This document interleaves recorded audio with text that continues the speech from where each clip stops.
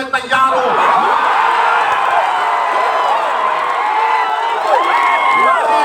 تمہاری یہ دھمکی ہم کو ڈرا نہیں پائے گی. ارے مرنا تو سب کو ایک دن.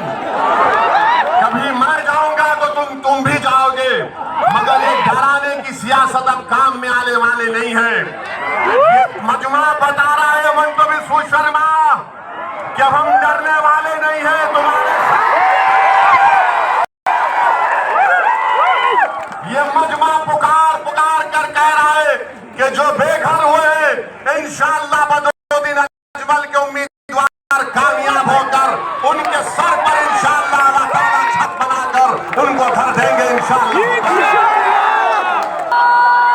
معزز حاضرین اکرام, بزرگان قوم اور ملت, میری عزتدار ماں اور بہنوں, غیور نوجوان ساتھیوں, میرے بڑے بھائی, میرے محسن حضرت مولانا بدرالدین اجمل صاحب, میرے عزیز دوستوں اور بزرگوں, میں آسام کے لیے نیا نہیں ہوں. 2012 میں جب بی ٹی ڈی اے کے علاقے میں وحشت ناک اور ہولناک واقعات ہوئے تھے, اس وقت میں یہاں پر آیا تھا. میں اس لیے بھی آیا ہوں کہ پچھلے کئی سال سے میں اس بات کو دیکھ رہا ہوں, محسوس بھی کر رہا ہوں, خون کا گھونٹ بھی پیتا ہوں. آنکھ سے بعض وقت آنسو بھی نکل جاتے جب آسام میں میاں لوگوں پر ظلم کی داستانیں دیکھتا ہوں, پڑھتا ہوں اور سنتا ہوں. اور تیسری بات یہ ہے کہ میں نے ہمارے بڑے بھائی مولانا بدرالدین اجمل صاحب کا بیان سنا کہ انہوں نے کہا کہ اسد بھائی آپ آؤ, آ کر یہاں پر ہماری مدد کرو آپ.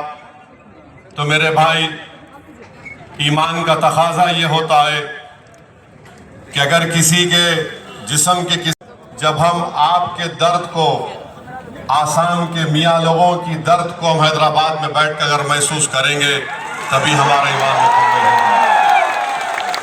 چوتھی بات یہ ہے کہ بڑی مصیبتوں سے آپ نے یہاں پر اپنی ایک سیاسی لیڈرشپ کو پیدا کیا ہے. ابھی مولانا بدرالدین اجمل صاحب اپنے مختصر سے خطاب میں فرما رہے تھے کہ حضرت مولانا اسد مدنی صاحب رحمت اللہ علیہ کی عین خواہش کے مطابق ان کے حکم پر جو مجھ سے کہہ رہے تھے کہ اویسی صاحب مت جاؤ, آپ کو جانے کی ضرورت نہیں ہے, فلاں ایسا ہے, بہرحال اپنے قصے کہانیاں سنا رہے تھے. بعض کہہ رہے تھے کہ آپ الیکشن کے بعد جاؤ.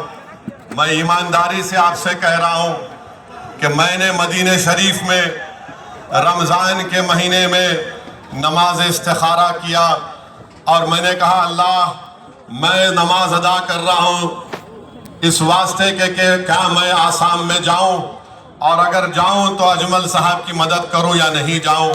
الحمدللہ اللہ سبحانہ و تعالیٰ نے مجھے موقع دیا آپ کے درمیان میں آنے کا, اور میری اللہ سے دعا ہے کہ اللہ سبحانہ و تعالیٰ آپ تمام پر اپنی رحمتوں کو, اپنے فضل کو نازل کرے, اور اللہ سبحانہ و تعالیٰ آسام کے مسلمانوں کی مصیبتوں کا خاتمہ کر دے, اور جو لوگ ظلم کر رہے اللہ ان کو اس ظلم سے روک دے, اللہ ان کو ہدایت دے. اگر وہ ظلم کرتے رہیں گے تو پھر اللہ ان کو دیکھ لے گا انشاءاللہ تعالیٰ. اور کانگریس کے لوگوں سے بول رہا ہوں, آپ کتنا بھی کوشش کر لو, اللہ جب تک اسد الدین اویسی کو زندہ رکھے گا,